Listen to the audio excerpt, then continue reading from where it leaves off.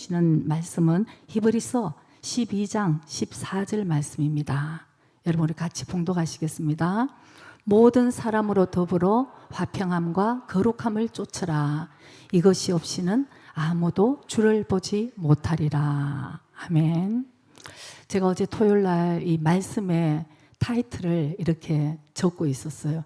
근데 목사님께서 이렇게 보시더니 내일 히브리서 12장 14절 하는구나 이렇게 말씀을 하시더니 웃으시고 다음 주에 내가 하려고 그랬는 말씀인데 저희들은 집에서 이 말씀 뭐 하냐 이게 전혀 얘기를 안 하거든요. 근데 저도 깜짝 놀랄 때가 있어요. 저거 내가 하려고 그랬는데 그리고 목사님 하시고 이런 경우가 있는데 저는 다음 주 목사님이 또 무슨 말씀을 가지고 올지 모르겠어요. 저는 오늘 제가 받은 말씀을 저와 여러분들이 같이 한번 주님이 주시는, 그래서 저는 이럴 때 하나님이 거듭해서 우리에게 말씀하시고자 하는 것이 있구나 싶어서 참 제 자신도 이 말씀을 전하는 도구가 잘 되어야 될 텐데 이런 더 겸손한 마음이 생기는 거예요. 그래서 오늘 하나님 주시는 말씀이 좀 우리에게 각자에게 주시는 그 말씀을 우리가 기대하기를 원합니다. 오늘 아까 화평함과 거룩함을 쫓아라. 이것이 없이는 아무도 주를 보지 못하리라. 이제 이런 말씀이 있습니다. 우리가 주를 보는 것, 이것이 우리 크리스찬들의 사실 소원인 것 같아요. 주님을 보고 주님을 더 닮아가고 그 주님과 동행하면서 그 영원한 세상에서 주님과 영원히 사는 것, 이것이 사실 우리들의 소원인 것이죠. 자, 여러분 어떻게 하면 주님을 볼 수 있습니까? 어떻게 하면 주님을 볼 수 있을까요? 그 소원이 예수님을 보고 싶은 우리 모두 어떻게 하면 예수님을 볼 수 있을까? 저 이스라엘 성지 순례를 가야 주님을 볼 수 있을까요? 거기 성지 순례 갔을 때 갈릴리 막 그 배를 타고 도는데 얼마나 눈물이 나든지 여기에 주님이 그러고는 조금 있으면 화가 나는 일들이 있고 그 은혜는 어디에서 눈물 흘리듯 한 바퀴 돌 때 그 눈물은 무슨 그런 눈물이었는지. 그리고 우리가 주님을 만나본다고 금식하면서 기도원을 가기도 하고 말씀을 읽고 이렇게 우리가 참 비 오는 가운데도 예배를 드리고, 저 이번에는 그 다음 달부터 제자학교 이제 제자대학 1학기가 들어갑니다. 근데 옛날에는 초기에는 하세요 하고 그냥 리더들이 한 사람 한 사람 막 말을 걸었어요. 양육 받으세요. 제자 훈련 받으세요. 그러면 이제 안 해요. 이런 그런 경우도 많았는데 이제는 목사님께서 각자 받을 사람 이러면은 여러분 자기 스스로 벌써 30명 이제 이름을 딱 썼더라고요. 그래서 이런 것들도 사실 우리가 참 성장해 나가는 거라서 참 기쁜데, 우리가 말씀을 보고 기도를 하고 예배를 드리고 훈련을 받고 정말 금식을 하고 이 모든 것은 여러분 참 귀한 것입니다. 그러나 이것은 그 사람은 우리가 성장할 수 있는 것이에요. 우리 교회 생활하는 것과 신앙생활이 다르듯이 그 사람은 성장할 수 있는데, 하나님이 우리에게 말씀하시는 것은 그런 모든 것을 해서 무엇이 변해야 되는가를 우리가 이제 목표를 잘 잡아야 되는 것이에요. 그 모든 것을 통해서 우리의 속 사람이 성장해야 된다는 것입니다. 지난번에 제자 학교 이제 14주를 하면서 참 기쁜 일도 많았지만 저에게는 제가 이제 일단은 가르치는 이제 강사였기 때문에 저에게 참 기쁜 일들이 참 많았어요. 그러나 그 한 가지, 그 중에 하나가 제가 참 기뻤던 것은 어떤 부부가 있었어요. 그 부부가 이제 서로 이렇게 티격태격 하시면서 부부 싸움을 하고 나면 서로 잘못했다. 특별히 이제 이제 남자분들이나 이렇게 미안하다 소리 잘 안 하잖아요. 여자가 잘 안 하나? 그러니까 어쨌든 서로 화해를 잘 안 하고 다시 이제 이렇게 하는데, 제자 훈련을 받으면서 부부 사이에 참 변화가 일어났다는 얘기를 하더라고요. 이제 똑같이 우리가 싸울 일이 일어납니다. 근데 싸웠는데 그 다음에 그 훈련받는 사람이 상대 배우자에게 금방 메일을 보냈대요. 화가 나서 집을 탁 뛰쳐나오는 순간 아, 내가 오늘 속았구나. 그래서 옛날 같으면 씩씩거리고 밖에서 이제 이렇게 하고 집에 가도 또 툭 이렇게 있었을 텐데 아 싶어서 그 자리에서 벤치에 앉아서 미안하다고 메일을 보냈다고 합니다. 내가 진짜 또 이렇게 분노를 하고 화를 내고 이러고 와서 당신 마음을 정말 아프게 해서 미안하다 그랬는데 그 상대방이 저한테 얘기를 하는 거예요. 상대방은 훈련 안 받아요. 근데 이제 상대방이 저한테 진짜 토력 많이 하고 자기가 죽으려고 사모님 그러고 있는 거 제가 느껴져요. 그래서 자기가 용서해 준다 이제 이렇게도 얘기했다는데 여러분 오늘 우리가 예배를 주님께 드리고 우리가 어떤 훈련을 받고 우리가 말씀 많이 보고 기도하고 이 모든 것들이 우리의 삶의 결국은 열매를 맺기 위한 것이라는 것을 우리가 깨달아야 되는 것입니다. 배우기만 배우고 그리고는 아무 일이 없었다. 이건 아니라는 거죠. 그 배운 것이 우리 삶의 열매를 맺고 적용이 될 수 있는 데까지 하나님 우리를 원하시는 것이죠. 오늘 본문 말씀은 우리에게 주님이 그렇기 때문에 너희들이 화평함과 거룩함이 없이는 아무도 나를 볼 수 없을 거예요. 여러분 화평함과 거룩함은 밖에 보이는 것입니까? 아니죠. 저 사람 참 열심히 하는구나 하는 눈에 보여요. 이게 그 사람의 열심을 내는 것. 그러나 이 속 사람의 변한 것은 우리가 잘 알 수 없는 것이에요. 그러나 하나님께서는 너희들이 그 사람이 아니고 너희들이 그 모든 배운 것을 통틀어서 너희 속 사람이 어떻게 변했는가를 보이라는 것입니다. 그래서 그 안에서 너희들이 화평함과 거룩함이 없이는 아무도 나를 볼 수 없어. 어제 제가 이 말씀을 이렇게 묵상을 하면서 모든 사람에게 라는 요구절만 없으면 뭔가 조금 될 것 같아요. 모든 사람들과 너희들은 화평함과 거룩함을 쫓아라. 우리 주위에 여러분 정말 뜻이 안 맞는 사람도 있고 나를 정말 불편하게 하는 사람도 있고 저 사람만 안 보면 난 진짜 참 살겠는데 솔직히 그런 사람들이 우리 주위에 사실 있을 수 있어요. 그러나 하나님께서는 모든 사람과 화평함과 거룩함을 쫓지 않으면 나를 볼 수 없다. 여러분 우리가 그 십자가는 우리 믿는 사람들에게 참 아픔도 있고 고난이기도 하지만 참 영광스러운 것입니다. 십자가. 그래서 여자들은 십자가 이렇게 목걸이도 많이 달고 다니잖아요. 집에 가보면 다 십자가 걸어놓고. 근데 그 십자가의 의미가 우리 믿는 자에게 과연 어떤 의미입니까? 여러분 다시 한번 생각해 봅니다. 십자가는 이 바로 수직적인 관계, 이것은 바로 하나님과의 관계를 얘기를 하는 것입니다. 유일하신 하나님, 정말 길이요 진리요 생명 되신 그분이 때문에 내가 죄 사함 받고 하나님의 자녀로 내가 선택받아서 정말 내가 천국까지 갈 수 있는 그 믿음을 고백하는 것이 수직적인 하나님과의 관계를 얘기를 하는 것이죠. 이건 바로 믿음인 것이에요. 우리의 믿음. 그 다음에 옆에 수평적인 이 관계는 바로 사람들과의 관계를 얘기하는 거예요. 사람들과의 관계. 이 사람들의 관계는 우리에게 사실은 태도나 우리의 인격을 얘기한다는 것을 우리가 깨달아야 되는 것입니다. 그러니까 십자가는 수직과 수평이 하나가 되어서 조화를 이루어서 바로 우리가 크리스찬이라고 그러고 그 십자가를 우리가 굉장히 자랑스럽게 생각을 하는 거죠. 그래서 예수님께서 우리에게 말씀하실 때 나를 따라오려거든 너희를 부인하고 너희 십자가를 지고 나를 따라오라고 주님이 말씀하셨잖아요. 그 십자가는 나를 부인하는 자리라는 것도 우리가 깨달을 수 있다는 것입니다. 그런데 많은 크리스찬들이 이 수직적인 하나님과의 관계의 믿음은 우리가 꽤나 가지고 있는 경우가 많아요. 하나님을 사랑하고 하나님을 믿으면.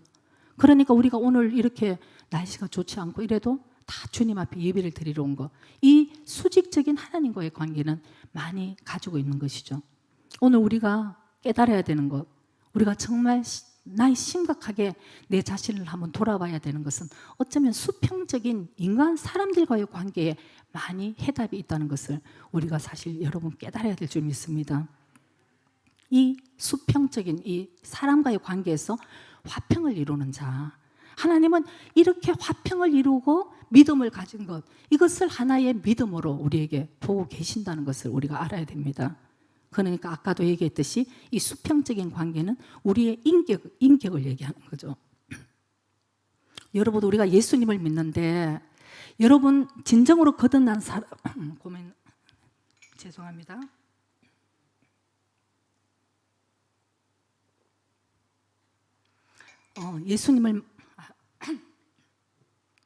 예수님을 만나서 거듭난 사람들에게 하는 질문이 무엇입니까?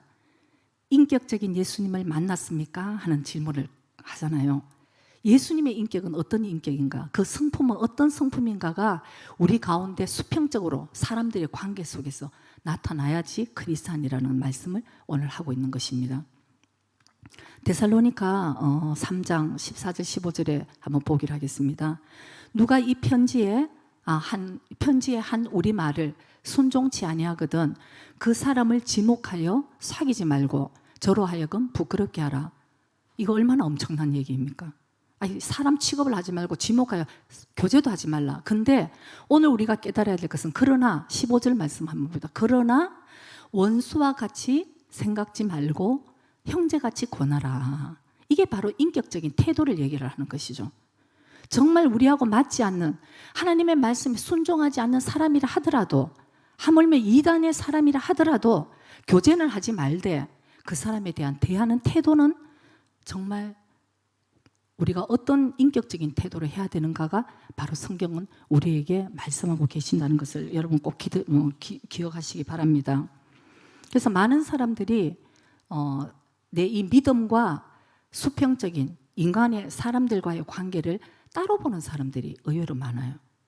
저 사람 되게 믿음이 있을 것 같은데 막 인격은 아니고 상식적이 아니고 이런 경우 여러분 많이 안 봅니까?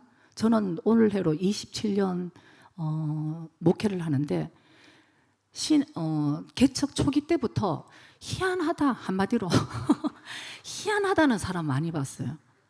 막 영적으로 막 나보다 막 뭐 맨날 금식하고 막 맨날 기도하는데 이 사람한테서 나오는 것은 도저히 인격적이지 않고 상식적이지 않은 경우들이 너무 많이 있다는 거죠.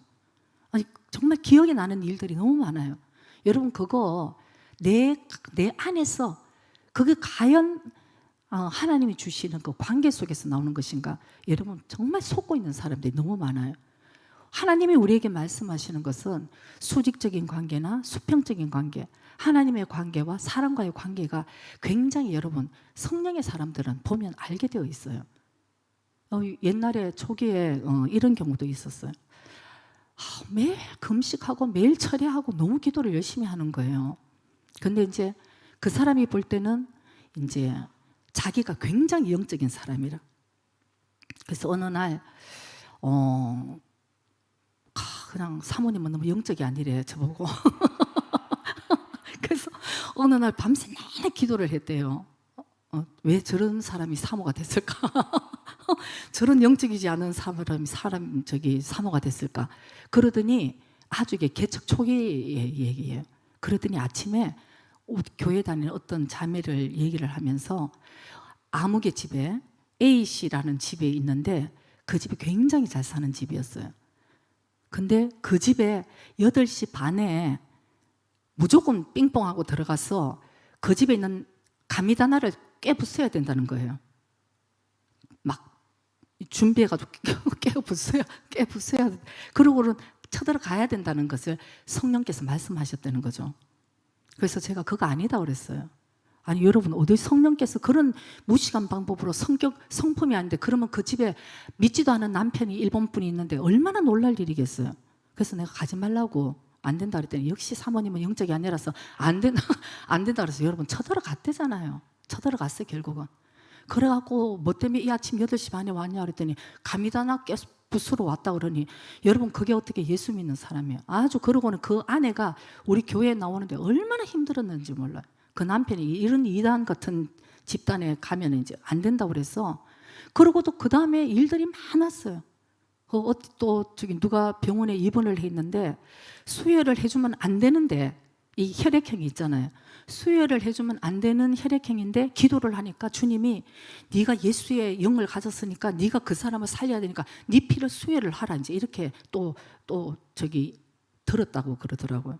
그래서 저는 이제 또 생각하니까 그거 수혈하면 안 되는데 큰일 나는데 그래서 안 된다 그랬더니 저렇게 또 사모님 믿음이 없어가지고 또 자기 하는 일을 방해를 한다 그래가지고 여러분 그 병원에서 그 수혜를 해주겠습니까? 그래서 이게 결국은 인격하고 믿음이 너무너무 안 맞을 때 여러분 그 영은 예수 영 아니라는 것을 우리가 깨달아야 되는 거예요. 빨리 깨달아야 되는 거예요. 근데 사람이 참 재밌는 건 내가 들었기 때문에 내가 들은 것은 굉장히 맞다고 또 미혹이 돼버리니까 아무리 얘기를 해도 안 되는 거예요. 그분은 지금도 어디 가가지고 계속 듣고 계시는 분이 계속 듣고 계시어요. 그래서 여러분 우리가 사람이 태어나면은 이 몸이 성장을 합니다. 아기에서부터 이렇게 성장을 하는데 이런 성장은 눈에 보이는 외견적인 그런 성장이잖아요. 예, 이런 성장을 했다고 자 마음이 성장이 됐는가? 성숙이라는 표현이 맞겠죠? 성숙이 되었느냐 그러면 여러분 그렇지 못해요. 제가 어렸을 때는 나이가 들면은 다 막 너무너무 막 훌륭한 어른인 줄 알았어요. 저는 정말 한 40쯤 되면은 링컨이 얘기했듯이 40이 되면은 네 얼굴에 책임을 져라 하는 말씀이 저 20대 생각하니까 그 말이 진짜 맞겠다 싶어서 40, 50, 60 되고 한 70 되면 막 구름 위에 떠 있고 구름 위에 앉아 있겠나? 이제 이런 생각을 했는데 제가 역시 나이가 들어봐도 아닌 거예요. 주님을 닮아가기는 얼마나 힘이 드는 이런 육의 본성들이 아직도 살아있는가 이런 생각을 합니다. 하나님 그러나 중요한 것은 하나님은 우리의 바로 속 사람의 성장을 우리에게 계속 말씀하고 계신다는 것을 우리가 꼭 깨달아야 된다는 것입니다. 요한일서 4장 20절에는 이런 말씀이 있습니다. 누구든지 하나님을 사랑하노라 하고 그 형제를 미워하면 이는 거짓말하는 자니 보는 바 그 형제를 사랑치 아니하는 자가 보지 못하는 바 하나님을 사랑할 수가 없느니라. 아멘. 우리가 사실은 하나님을 정말 사랑하는 사람은 이 수직적인 관계가 정말 확실하게 이 믿음이 되어 있는 사람이면은 어떻게 볼 수 있으냐면 수평적인 사람 인간관계 속에서도 그게 이루어진다는 것입니다. 아멘. 여러분 그래서 저에게 가끔씩 어떤 분이 조금 질문을 해요. 사모님 저 혹시 계속 오말에 가와라 낫기래봐 거듭나지 않으면 물과 성령으로 거듭나지 않으면 하나님의 나라를 들어갈 수 없다. 이제 우리가 배웠잖아요. 그러니까 저한테 가끔씩 물어요. 사모님, 저는 거듭났나요? 제가 모르죠. 제가 모르죠. 그러나 가장 중요한 것, 가장 간단하게 대충 알 수 있는 것은 그 사람이 사람과의 관계가 어떠냐를 보면 알아요. 그 사람이 인간관계를 어떻게 하느냐를 보면은 그 사람이 정말 거듭났는지. 여러분 진정으로 거듭난 사람은 우리가 꼭 깨달아야 되는 것은 관계가 거듭난다는 것을 알아야 되는 거예요. 지금까지 미워서 나에게 상처를 준 사람조차도 미워할 수 없는 거예요. 내 마음에 이제 그거를 갖다가 거듭나고 이 관계까지도 거듭날 수 있도록 내 힘으로는 안 됩니다. 거듭났다는 것은 주의 성령께서 내 마음에 오셔서 그분으로 인해서 우리가 변화될 수 있다는 것이기 때문에 내 힘으로는 할 수 없던 것을 주의 성령께서 나에게 인도를 해주시고 그렇게 되어갈 수 있도록 주님이 인도해 주신다는 것을 우리가 꼭 기억해야 될 줄 믿습니다. 오늘 아까 주의 하나님의 나라를 하나님을 볼 수 없다. 여러분 이 말씀의 그 표현을 우리는 조금 심각하게 들어야 될 것 같아요. 주를 보러 하는 그 화평함과 누구든지 화평함과 거룩함이 없이는 하나님을 볼 수 없다. 여러분 하나님을 볼 수 없다. 이게 여러분 어떤 뜻입니까? 오늘 그냥 하나님 삐쳐가지고 그냥 너 얼굴 안 봐 이렇게 하시는 걸까요? 그러고는 성경에는 그런 표현들이 많이 있습니다. 그렇게 죄를 짓다가는 하나님의 나라를 상속할 수 없다. 유업으로 받을 수 없다고 얘기합니다. 하나님의 나라를 유업으로 받을 수 없다. 그리고 한마디로 잘해라. 그날 가서 너희들이 바깥 어두운데 정말 나가서 슬피 울며 이를 갈미 있으리라. 이런 표현들이 사실 성경에 있잖아요. 근데 그 뜻이 무엇이냐고 여러분. 그것은 우리가 솔직히 구원받을 수 없다는 얘기예요. 구원받을 수 없다는 얘기. 우리 정말 저는 이렇게 정말 우리 크리스찬들이 조금 더 이 말씀의 이 심각성을 좀 알아야 되지 않는가 이런 생각을 해요. 하나님은 늘 사랑이시지만 하나님 여러분 우리 자녀 키울 때 한번 봐요. 정말 자녀를 위해서면 생명을 바칠 수 있는 것이 우리 부모잖아요. 그런데 그 자녀가 만일 계속 불순종하고 부모 말씀에 불순종하고 그 어른이 되었을 때도 불순종할 때 여러분 그 자녀들을 어떻게 할 수 있겠습니까? 우리가 그냥 내버려 둘 수밖에 없는 것이에요. 그렇듯이 우리가 신앙생활이 오래되면 오래되었다고 우리의 마음이 성숙해졌느냐 하면 그렇지가 않다는 것입니다. 그리고는 우리가 오래오래 신앙생활 했다고 그럼 저절로 이게 성숙이 되느냐? 또 그렇지가 않다는 것이에요. 이것은 우리가 노력을 하고 나의 자아, 아까 예수님이 말씀하셨듯이 나를 따라오려거든 먼저 너희를 부인하라고 말씀하시잖아요. 너희를 부인하고 각자 맡겨진 십자가를 지고 주님을 따라오라. 여러분 예수 믿는데 우리가 헌금도 할 수 있어요. 봉사도 할 수 있습니다. 정말 힘들지만 우리가 금식도 하고 다 할 수 있어요. 기도도 할 수 있습니다. 그렇다고 그 사람이 훌륭한 크리스찬인 줄 아십니까? 절대 그렇지 않아요. 자아가 죽어야지 크리스찬인 거예요. 자기가 펑펑 살아가지고 있는데 열심히 하면 할수록 진짜 힘든 거예요, 여러분. 주의. 그러니까 자아가 죽었는지 안 죽었는지, 자아가 죽은 사람은 주의하고 화평과 거룩함을 이룰 수밖에 없다는 것을 여러분과 제가 꼭 기억해야 될 줄 믿습니다. 요한일서 4장 6절에 바로 이런 말씀이 있습니다. 우리는 하나님께 속하였으니 하나님을 아는 자는 우리의 말을 듣고 하나님께 속하지 아니한 자는 우리의 말을 듣지 아니하나니 진리의 영과 미혹의 영을 이로써 아느니라. 아멘. 명확하다는 것이에요. 말씀을 듣고 행하는 자, 말씀을 듣고 행치 않는 자, 진리의 영, 미혹의 영, 이 간단한 거죠, 여러분. 너무 간단한 거예요. 그래서 여러분과 제가 정말 하나님의 말씀 안에서 평화, 화평과 거룩함을 쫓는 저와 여러분이 되시기를 주의 이름으로 축복합니다. 먼저 화평함에 대해서 우리 좀 알아보기를 합니다. 화평함. 바로 이 많은 사람들이, 여러분, 많은 크리스찬들이, 저 역시도 그렇습니다. 주님의 일을 하면서 예수님을 많이 잃어버리는 경우가 참 많이 있더라고요. 왜? 주님의 일을 하면 할수록 많이 부딪히고 많이 만나야 되잖아요. 어떤 의미로는 주의 일도 아무것도 안 하면 부딪힐 것도 없어요. 그러나 그것이 주님의 뜻입니까? 그렇지 않잖아요. 너희들은 먼저 하나님의 나라와 그 일을 먼저 구하라는 것이 하나님의 말씀이고, 이 교회는 그리스도의 몸된 제단이고 우리 한 사람 한 사람 각 기관이라고 얘기를 하잖아요. 아무 일도 안 하면서 우리는 일하는 사람을 비판하고 판단할 수 있어요. 그러나 그것도 잘못된 거예요. 한번 일을 해보세요. 얼마나 부딪히는 것이 많은 것인지. 근데 부딪히면서 우리가 늘 추구해야 되는 것이 바로 인간관계 속에서 화평함을 쫓아야 된다는 것을 꼭 기억해야 될 줄 믿습니다. 그래서 이 공동체 안에는 여러분 매일 이 문제가 일어나요. 이 작은 공동체 안에서도 매일매일 문제가 일어나. 일주일 동안 좀 쉬겠다고 이제 좀 이렇게 있었는데 그래도 매일 문제가 일어나서 연락이 오는 거죠. 근데 그 연락이 보면은 내가 해줄 수 있는 게 아니에요, 사실은. 각자가 하나님의 말씀을 붙들고 이겨내고 기도하고 이겨내야 된다는 것이에요. 제 이제 그 손녀가 2학년입니다. 그래서 이제 1학년 들어가고 2학년 이렇게 있으면서 잘 물어봐요. 학교 생활이 어떤지, 만나면 오늘은 무슨 일이 있었는지, 뭐 그래서 친구 이름도 다, 만나지도 않은 친구 이름도 다 알고 만나지도 않은 저기 담임 선생님 이름도 다 알고 이제 알아요. 그런데 이제 얘기를 하는데 1학년 때는 이제 학교 생활이 어떤가 걱정이 되니까 물어보니까 무엇이든지 선생님께 애들이 이제 얘기하나 봐요. 선생님 무슨 일 있으면 울면서 가고 선생님 해결해 달라고. 1학년이니까 선생님이 이제 다 해결을 해준다고 하더라고요. 근데 어느 날 선생님이 그렇게 얘기했대요. 야, 1학년 선생님 하기 너무 힘들다고 얘기를 했대요. 아이들 앞에서.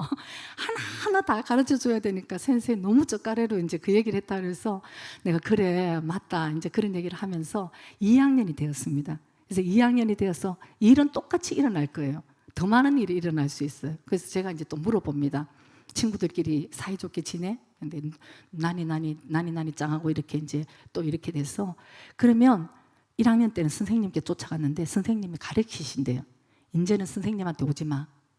선생님이 할 수 없어. 선생님도 어떻게 하냐면은 문제가 일어난 두 사람이 같이 얘기해서 해결하라. 그런데 애들이니까 참 그게 되는 거예요. 고맙네 그러면은 이요 그리고 다시 이제 손잡고 또 나가고 문제는 우리예요 우리. 이요 고맙네 그리고 이요 그리고 가고. 근데 이제 여자애들은 좀 똑똑하니까 선생님 말씀을 빨리 알아차리는데 남자애들은 아직도 못 차려갖고 선생님 센세 그러고 이제 가가지고 울면은 너 누구누구랑 먼저 얘기했니 그러면 아 와술했다 그러고 이제 막 쫓아간대요. 그러면서 해결하는 방법이 먼저 두 사람이 먼저 해결을 하고 해결이 안 됐을 때는 선생님한테 와 이제 이걸 가르치더라고요. 그래서 내가 그런 얘기를 들으면서 제 자신이 참 이렇게 좀 부끄러운 것이 있어요. 참 아이들이 순수하게 가르치면 그래도 하는구나. 어렸을 때가 참 순수하구나. 고맙네 그러면은 이요 그러고 이렇게 용서해주고 또 손잡고 대전하고 그러고 이제 이러고 이제 또 가면은 화해가 된 거예요. 우리 교인들 어떻습니까, 여러분? 아주 막 그냥 아니면 둘 중에 하나 해. 술을 먹든지 성령의 충만을 하든지 둘 다 안 하니까. 그리고 우리끼리 얘기인데 여러분 우리 한국 사람은 절대 스파이가 못 된다는 얘기 있잖아요. 이게 무슨 뜻인지 모르죠. 팍 표가 나는 거예요. 아 저기 지금 되게 불편하구나 얼굴이 얼굴이. 여러분 한국 사람만 스파이가 못 된다는 얘기를 해요. 저는 일본에 와서 오래 목회하면서 제가 몇 번 속은 적이 있어요. 그래도 일본 사람들은 겉에 이렇게 곤니치와 그러고 얘기하기 때문에 아무 일 없나 보다 싶었는데 아니더라고요. 또 사실은 그 제가 어느 날 한국에 막 피를 얼굴이 팍팍 무시하고 막 이런 사람에게 제가 어느 날 말했습니다. 이렇게 표가 나서 유치해서 어떻게 살 거냐 내가. 진짜 그 얘기까지 했어요 여러분. 일부에 이거 얘기 안 했어요. 그래서 내가 아니 이렇게 해서 이렇게 유치해서 되냐 그랬더니 그 사람 한다는 소리가 저는 너무 정직하고 솔직해서 표를 내. 자기 이거 정직해서 그런 거래. 솔직해서. 여러분 제가 정말 울고 싶어요. 그건 정직한 게 아니에요 여러분. 너무 유치하고 감정적이 됐어. 먼저는 사실은 내 이 태도나 내 인격을 내가 한번 자제를 할 수 있는 사람 정도는 돼야지. 이게 어른이잖아. 그래서 여러분 정말 우리가 이 화평함 가운데 이 인격적인 태도 이것이 우리에게 정말 얼마나 이 공동체 안에서 사실은 서로 덕을 세우고 서로 아름답게 공동체를 만드느냐 이것에 대해서 우리가 정말 깨달아야 될 줄 믿습니다. 예수님께서도 말씀하셨습니다. 너희들이 모이면 무슨 일이 많을 거다. 여러분 한번 생각해 보시기 바랍니다. 이 저 멀리 아메리카에 미국에 사는 어떤 여러분들의 가족이나 어떤 친한 친구가 있다고 해보세요. 오랜만에 전화를 합니다. 얼마나 반갑겠어요. 만나고 싶어. 그래 네가 최고야. 무슨 문제가 있겠습니까? 한번 같이 한번 있어 보세요. 가까이 있기 때문에 문제가 일어나는 것이에요. 제가 들었는 얘기인데 8년을 연애한 어떤 커플이 있었대요. 8년을 연애했어요. 막 그냥 뜨겁게 연애를 8년을 했는데 드디어 결혼을 했다고 해요. 여러분 6개월 만에 이혼을 했대요. 우리는 역시 친구로 있어야 돼. 여러분 그 정도로 한 집에서 같이 산다는 건 이거는 전번에 어느 분이 그러더라고요. 결혼 생활 오래 해가지고 정말 안 헤어지고 별일 없이 살면 노벨상보다 더 훌륭한 삶이라고. 조금 있으면 노벨상 받을 것 같아요. 그 정도로 어려운 거예요 여러분. 근데 제일 중요한 것은 주님 안에 들어가는 수밖에 없어요. 내가 살아있으면 여러분 나 외에 다른 누구와 있는 거는 이건 불편한 거예요. 그러나 내가 나를 부인하고 나의 생각을 정말 상대방한테 맞춰주고 내가 희생하고 그러다 보면 하나가 되는 것이기 때문에 계속적으로 내 의견만을 얘기했다가는 어떻게 거기에 화합이 있겠습니까? 예수님께서 말씀하십니다. 누가복음 17장 1절 예수께서 제자들에게 이르시되 실족게 하는 것이 없을 수는 없으나 있게 하는 자에게는 화로다. 예수님이 말씀하십니다. 너희들 가운데 제자들 가운데도 실족해 하는 것이 없을 수는 없어. 사람이 모여가지고 서로가 아마 실족해 하고 넘어질 수 있어. 그러나 먼저 실족해 하는 자는 화가 있으리로다. 2절에 보면은 저가 실족해 하는 사람이 이 작은 자 중에 하나를 실족해 할진대 차라리 여러분 무시무시한 말씀하십니다. 예수님이 말씀하신 거예요. 연자맷돌을 그 목에 메우고 바다에 던지우는 것이 나으리라. 어마어마한 거예요. 연자맷돌까지 그냥 두 번 다시 올라오지 말라는 거예요. 이게 이제 유대의 그 장례 유대의 그런 습관이 있는 것 같아요. 옛날에 유대인들은 가문에 대해서 굉장히 귀중하게 생각했기 때문에 예를 들어서 죽은 자의 장례나 시체 이런 거에 대해서 굉장히 존중했다고 합니다. 그렇기 때문에 한마디로 연자맷돌을 목에 걸고 바다에 던져라. 연자맷돌이 있기 때문에 바다에 시체를 못 찾는다는 거예요. 못 일어난다. 그 정도로 이 사람은 이 가문에서도 완전 사람 취급을 안 한다 이런 뜻이라고 하더라고요. 그러니까 예수님이 이런 뜻을 하신 거죠. 그래서 여러분 우리 가운데 여러 가지 많은 문제가 있지만 먼저 우리가 실족해 하는 자가 되면 안 되고 먼저 그 다음에 우리가 사실은 작은 자에게 사실 실족해 하는 것은 이만큼 어마무시하게 주님께서 싫어하시는 일이라는 것을 우리가 알아야 되는 것입니다. 3절도 우리 한번 봅니다. 너희는 스스로 조심하라. 만일 내 형제가 죄를 범하거든 경계하고 회개하거든 용서하라. 아멘. 근데 여러분 왜 우리 주위에 불편한 사람들이 있을까요? 왜 우리의 마음에 뜻이 아닌 사람, 정말 용서할 수 없는 사람, 나에게 참 힘들게 하는 사람이 왜 우리 주위에 있겠습니까? 여러분 그 사람 때문에 괴롭습니까? 그 사람이 없으면 나는 참 오늘 이것이 행복이라고 다 행복을 깨는 그 사람 하나만 없으면 우리가 행복할까요? 저는 목회를 하면서 처음에 너무 힘드니까 가끔씩 그런 생각을 했습니다. 하나님 저에게 저 사람하고 나하고 내가 저 사람 낳았습니까? 어느 날 이스라엘 민족이 너무너무 모세의 말을 안 들으니까 모세가 그 얘기를 했더라고요. 제가 너무 놀라갖고 빨간 줄을 쳤어요. 하나님 내가 저 민족을 내가 낳았냐고 하길래 어머나 세상에 모세도 이런 얘기를 했구나. 너무 은혜가 되는 거예요. 빨간 줄 켜다가 빨간 줄. 근데 그때는 제가 정말 몰라서 그랬어요. 몰라서 그랬습니다. 지금은 어느 순간에 제가 깨달았어요. 그게 아니잖아. 우리가 죄사함 받고 주님을 영접을 해서 여러분 아까도 얘기했듯이 우리는 영원한 천국에 들어가서 주님과 영원히 거하는 것이 우리의 목적이잖아요. 우리의 목표는 그거잖아요. 근데 여러분 한번 생각해 보세요. 우리 같은 아주 변하지 않는 이 습성을 가지고 천국을 들어갈 수 있겠습니까? 그건 천국이 아닐 수 있겠죠. 적어도 미안하다는 얘기를 하고 이게 어떻게 해결을 해야 된다는 것까지는 가야지 않겠어요. 근데 어느 날 제가 깨닫게 되는데 하나님이 이 못된 자아를 가진 나, 그리고 하나님이 나를 처음에 사랑하시기 때문에 천국에 들어가기 위해서 나에게 이 거룩함에 참여하게 하시게 이렇게 하나님 나에게 히브리서 12장 10절 우리 한번 볼까요? 히브리서 12장 10절에 바로 이런 말씀이 있습니다. 저희는 이 육신의 아버지입니다. 저희는 잠시 자기 육신의 아버지의 뜻대로 우리를 징계하였거니와 오직 하나님은 우리를 위해서 우리의 유익을 위하여 그의 거룩하심에 참여케 하시느니라. 그래서 우리에게 수도 없이 사람 막대기와 인생 채찍으로 우리에게 친다고 구약에 말씀을 하고 계십니다. 우리가 잘못하고 있을 때, 우리가 깨닫지 못할 때, 우리가 잠자고 있을 때 인생 채찍과 사람 막대기로, 그러니까 사람 막대기가 내 주위에 있게 되는 거죠. 정신 차리라고. 그러니까 잘 생각해 보면은 나를 깨우기 위해서 진짜 그렇다. 여러분 우리가 정말 깨달아야 되는 것은 많은 사람들이 예수를 난 믿어서 끝나는 것이 아니에요. 여러분 그때부터 시작이라는 것을 우리가 깨달아야 되는 것입니다. 베드로후서 1장 5절부터 우리 한번 말씀을 볼까요?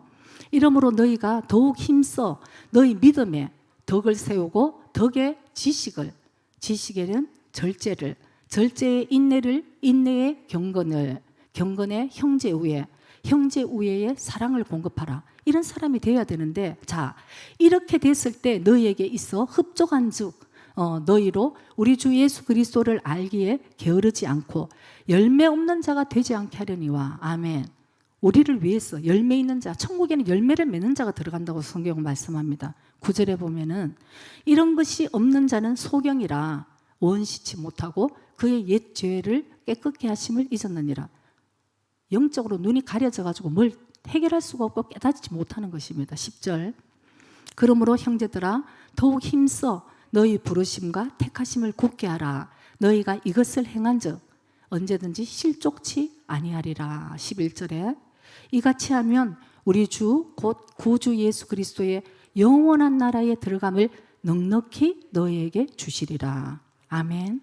아멘입니까 여러분? 믿음의 덕을 세우고 덕에는 지식을, 지식에는 인내를, 인내는 경건을, 경건에 뭐 이렇게 다 형제 위에서 결국 사랑하는 사람이 되게 하기 위해서 하나님이 우리에게 천국에 넉넉하게 들어가기 위한 사람을 만들기 위해서 우리에게 여러 가지 힘든 일들도 있다는 것을 우리가 꼭 깨달아야 될 줄 믿습니다. 성경에도 말씀합니다. 여러분, 우리는 지금 여기 다 앉아 있지만 우리가 다 구원받은 게 아니라는 것을 우리 깨달아야 되는 것이에요. 우리는 이미 지금 청함받은 사람이라는 것을 깨달아야 됩니다. 청함받은 사람은 많지만 어떻습니까? 택함받는 자는 적다고 성경은 주님이 직접 말씀하시는 거예요. 우리가 이게 청함받는 자리에 있으면서 택함까지 받기 위해서도 오늘 우리가 이 말씀을 내 삶에 적용시키고 열매를 맺어야 된다는 것을 여러분 꼭 기억하시기 바랍니다. 마가복음 마태 5장 9절에는 화평케 하는 자는 복이 있나니 저희가 하나님의 아들이라 일컬음을 받을 것임이야. 아멘. 화평케 하는 자. 내가 있음으로 인해서 깨어진 관계가 다시 화해되고 정말 나에게 힘들겠지만 내가 용서하는 사람이 되고 그 사람이 한 사람 있으면 여러분 거기가 천국이에요. 그리고 그 사람은 하나님의 아들이라 칭함을 받는다. 이렇게 성경은 우리에게 말씀합니다.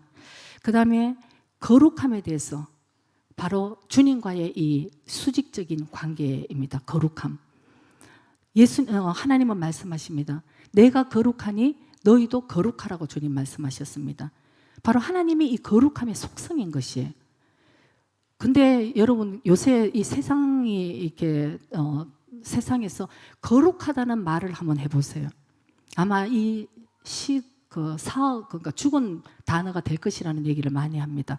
이 거룩하다는 뜻은 오늘날 같이 이 거룩함의 교회 안에서도 여러분 거룩함을 잃어버리는 시대를 우리가 살고 있습니다. 거룩함을 잃어버려요. 왜냐하면은 우리 믿는 사람들이 무장을 해서 이 세상을 변화시켜야 되는 것이 하나님의 뜻인데 그게 되지 않았어요.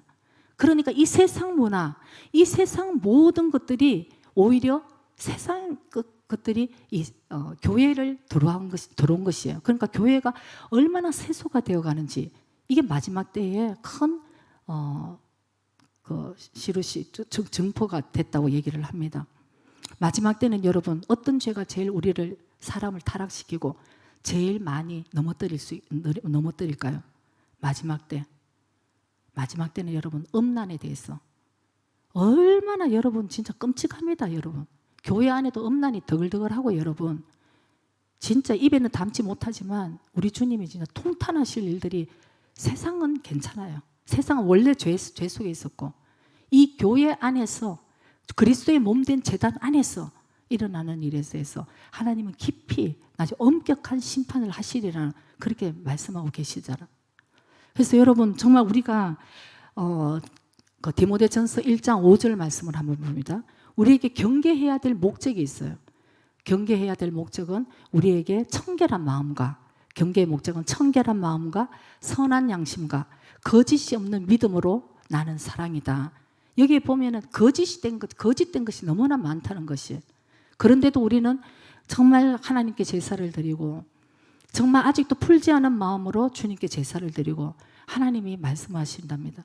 교회에 가인의 영으로 예배를 드리는 자가 너무나 많다는 얘기를 하신답니다. 가인의 영, 미움의 영, 시기 질투의 영, 정말 용서하지 못하는 그런 마음으로 오늘 예배를 드리는 것이. 그런데 주님께서 말씀하시잖아요. 너희들이 소나이모노, 그러니까 마태복음 5장 23절 24절을 우리 한번 봅니다. 마태복음 5장 23절 24절. 그러므로 예물을 제단에 드리다가 거기서 너희 형제에게 원망 들을 만한 일이 있는 줄 생각나거든 바로 예물을 제단 앞에 두고 먼저 가서 형제와 화목하고 그 후에 와서 예물을 드리라. 이것이 바로 하나님의 뜻이라는 것을 우리가 깨달아야 될 줄 믿습니다. 그러니까 거룩한 자는 화평케도 하고 화평한 자는 거룩해도 하고, 왜냐하면 그게 하나님의 속성이기 때문이에요. 그래서 요즘 많은 이슈가 되는 것이 동성애에 대해서 이슈를 많이 가져오잖아요. 교회 안에서도 여러분, 교회가 동성애를 다 받아들여야 된다는 그런 교회가 요새 너무 많이 있습니다. 저도 그것에 대해서는 찬성이에요. 그러나 동성애가 하나님의 법에, 그 하나님이 보실 때 죄라는 것을 가르치고, 그 동성애자가 내가 몰랐다, 나의 힘으로는 안 된다, 도와달라 이랬을 때 복음을 깨닫게 하고 같이 기도하면서 그 죄와 싸워서 승리하고 해방될 수 있도록 하는 것이 교회의 목적이지, 무조건 받아들여야 돼. 저 일본의 잡지, 그 크리스찬 잡지를 보면서 제가 요새는 안 읽게 됩니다. 그게 많은 교회와 많은 목사님들이 동성애자를 그대로 받아들여야지, 있는 그대로. 그러면 여러분, 하나님의 속성은 거룩하심이에요. 이 거룩하신 것 때문에 죄를 보지 못했기 때문에 독생자 예수 그리스도를 십자가에 못 박았는데, 거룩함이 없는 그런 사랑은 여러분, 그건 거짓된 사랑이라는 것을 우리가 알아야 되는 거예요. 크리스찬들이 그거를 모르고 있어요. 분별을 못해요. 무조건 다 받아들이면 모든 사람과 화평하라 했지, 그리고 이제 다 이렇게 받아들이는 줄 몰라도, 여러분, 하나님의 속성은 먼저 거룩함이라는 것을 꼭 저와 여러분이 깨달아야 되는, 이 마지막을 살고 있다는 것을 여러분 꼭 기억해야 될 줄 믿습니다. 그 다음에 자, 고린도전서 6장 13절에서부터 우리 한번 읽어볼까요? 이 성적인 것에 대해서 우리가 좀 깨달아야 돼. 이거 교회에서도 요새 참 말하기도 그렇고 가정에서도 얘기하지 않지만, 일단 하나님이 말씀에 무엇인가는 우리가 알아야 될 거 아니겠습니까? 식물은 배를 위하고 배는 식물을 위하나 하나님이 이것저것 다 피하시리라. 자, 몸은 음란을 위하지 않고 오직 주를 위하며 주는 몸을 위하시느니라. 14절도 하나님이 주를 다시 살리셨고 또한 그의 권능으로 우리를 다시 살리시리라. 15절 너희 몸이 그리스도의 지체인 줄을 알지 못하느냐? 내가 그리스도의 지체를 가지고 창기의 지체를 만들겠느냐? 결코 그럴 수 없느니라. 창기와 합하는 자는 저와 한 몸인 줄을 알지 못하느냐? 일렀으되 둘이 한 육체가 된다 하셨나니 주와 합하는 자는 한 영이니라. 음행을 피하라. 사람이 범하는 죄마다 몸 밖에 있거니와 음행하는 자는 자기 몸에게 죄를 범하느니라. 19절 너희 몸은 너희가 하나님께로부터 받은 바 너희 가운데 계신 성령의 전인 줄을 알지 못하느냐? 너희는 너희의 것이 아니라 값으로 산 것이 되었으니 그런즉 너희 몸으로 하나님께 영광을 돌리라. 아멘. 우리의 몸은 사실 우리의 쾌락을 위해서 있는 것이 아니라고 말씀합니다. 요즘 이런 얘기를 어디 가서 하겠습니까? 이 세상이 얼마나 음란한데 이런 얘기를 하면 여러분, 이거 조선시대의 얘기도 이런 얘기가 없잖아요. 교회가 그렇게 세속되었다는 것이죠. 성경은 확실하게 얘기를 합니다. 음란을 피하고, 음란 때문에 이 마지막 때 모든 것들이 음행을 피하고, 우리 가장 죄 가운데, 다른 것들은 밖에서 죄를 짓지만 음행한 것은 내 몸에 죄를 짓는다. 하나님이 이 성적인 것은 여러분, 결혼한 사람에게 하나님이 선물로 주셨다는 것을 우리가 깨달아야 되는 거예요. 결혼하기 전에 자, 요새 순결을 지켜라, 이런 얘기 여러분, 아멘 그러고 있을 사람이 과연 누가 있겠어요? 이런 시대를 우리가 살고 있는 거예요. 부모도 가르치지 않고, 제가 옛날에 한 15년 전에 그 일본에서 그 다음 차세대에 그 당시 우리 교회 유서들을 위해서도 제가 좀 배웠어. 아이들의 교육을 좀 시켜야 되겠다. 이름은 아주 멋진 이름이 있어요. 영어 제가 지금 외우지를 못해, 기억이 안 되는데 영어 이름으로 딱 해서 이런 강의가 있다고 그랬어요. 한 2주를 토요일 날 이틀을 잡아서 성교육을 이제 가르치는 거. 그래서 제가 토요일 날 되게 바쁜데도 비싼 돈을 들여갖고 제가 이제 신청을 했습니다. 아이들을 잘 가르쳐야 되는데 진짜. 그래서 이제 제가 갔는데요. 첫 번째부터 서로 변론이 났어요. 우리는 하나님이 우리에게 주신 이 말씀이 기준이기 때문에 사실은 이 결혼 전에 이 음행을 피하고 음란을 피하는 것을 어떻게 해서 아이들에게 가르치고 또 아이들이 예수님 안에서 사실 거룩함을 가지고 잘 키워야 되는가, 이걸 이제 가르치려고 제가 갔는데 1시간 동안 거기 전부 모인 분들이 크리스찬이고 주의 종들이었어요. 근데 그룹을 지어서 얘기를 하다가 제가 아무 얘기 못하고 그 다음 주는 안 가게 되었어요. 왜냐하면 이게 이게 너무 엄격하다는 거예요. 여러분, 성경이 얘기하는데 우리가 엄격하다 그래서 어떻게 되겠습니까? 엄격하대. 그래서 그 중에 어떤 크리스찬 엄마가 이런 얘기하는 게 제가 있어지지가 않아요. 이건 너무 엄격해서 자기는 자기 딸이 있는데 적용을 안 할 거다. 그거 왜 왔는지 모르겠어요. 제가 딱딱 얘기를 할 수 있었는데 안 했어. 그때는 그냥 입을 다물고. 근데 왔는데 이런 얘기를 하는 거예요. 자기는 지금 불행하대. 남편하고의 그 생활이. 그렇기 때문에 자기 딸은 불행한 삶을 살지 않기 위해서 자기는 그냥 남편의 첫 이제 연애를 하고 결혼을 했는데 너무 불행하다는 것입니다. 근데 자기 딸은 여러 남자를 많이 사귀고 이성 교제도 많이 하고 이 사람과 육적인 관계도 맺어서 맞는지 안 맞는지 다 하고 그래서 한 사람을 선택해서 결혼을 하라 그러는데 자기는. 그래서 제가 너무 놀랐어요. 하나님의 말씀이 이렇다 한들 여러분 다 부모들이 그렇게 가르치면 다 그렇게 될 수밖에 없고 부모들이 바로 가르친들 그걸 요새 젊은이들이 이 말씀을 삶의 진리의 말씀이라고 듣고 실행하고자 하는 젊은이가 어디 있어요? 진짜 그거야말로 노벨상급 아니겠습니까? 그래서 정말 제가 생각할 때 저는 각자 부모에게 맡겨야 된다고 생각을 해요. 제가 옛날에도 그 애들 이렇게 가르치면 애들이 이렇게 얘기를 해요. 주일날도 아르바이트 한다 그래서 아르바이트 하지 말고 주일날은 온전히 좀 주일을 한번 지켜봐라. 그러면은 우리 엄마는 아르바이트 해도 된대요. 그러면 그러면 엄마 말대로 하든지. 여러분 이런 시대에 살고 있다는 거죠. 그래서 우리가 일단 하나님의 말씀을 저는 가르치는 이제 사람이니까 가르치지만 부모들의 마음도 부모님들의 생각도 자녀들의 생각도 결혼한 사람은 결혼한 사람대로 또 음행을 하고 이런 시대에 무슨 말씀이 여러분 아멘 해가지고 힘이 있게 변화가 일어나겠습니까? 그래서 요즘 생각해 보면은 정말 이 마지막이 딴 게 마지막이 아니고 말씀대로 못 사는 게 마지막이에요. 가장 우리에게 큰 능력은 거룩인 것입니다.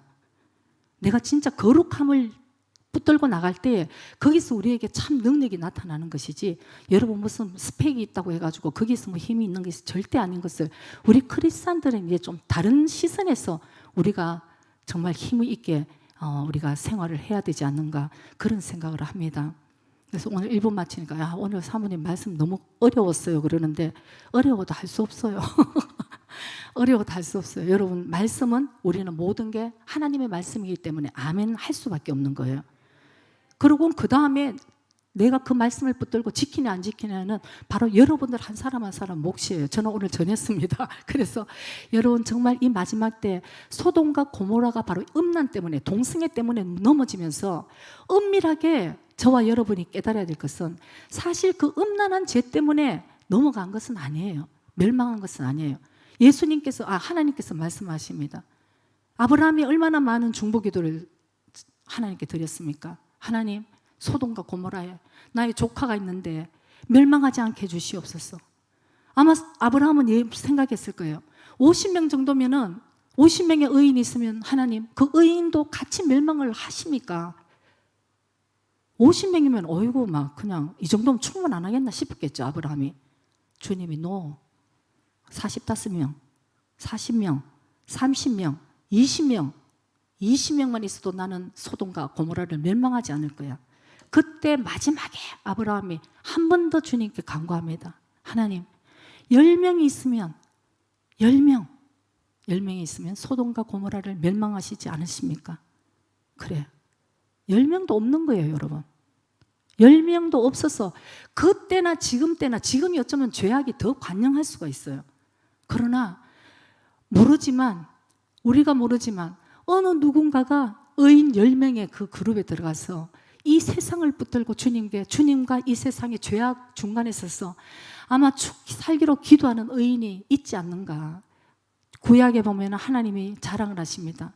의인 3명 노아와 욥과 다니엘 그 의인 3명을 주님이 말씀하셨듯이 오늘날 어떤 자리에서 바알에게 입 맞추지 않고 바알에게 무릎 꿇지 않는 7,000명이 아직 있기 때문에 하나님 아직도 구원의 역사를 아직도 이 땅에 그대로 가지고 계시지 않는가 이런 생각을 합니다. 여러분, 의인 10명이 없을 때 멸망을 하는데 오늘 저와 여러분들이 이 세상을 탓하지 않고 어떤 사람을 탓하는 것이 아니고 오늘 그 상황에서 바로 이 시대에 정말 우리는 깨어서 바로 나 한 사람이 의인 한 사람이 될 수 있는 정말 그런 하나님이 우리에게 말씀하시는 것을 지켜드리고 말씀 붙드는 저와 여러분이 되시기를 주의 이름으로 축복합니다. 기도드리겠습니다.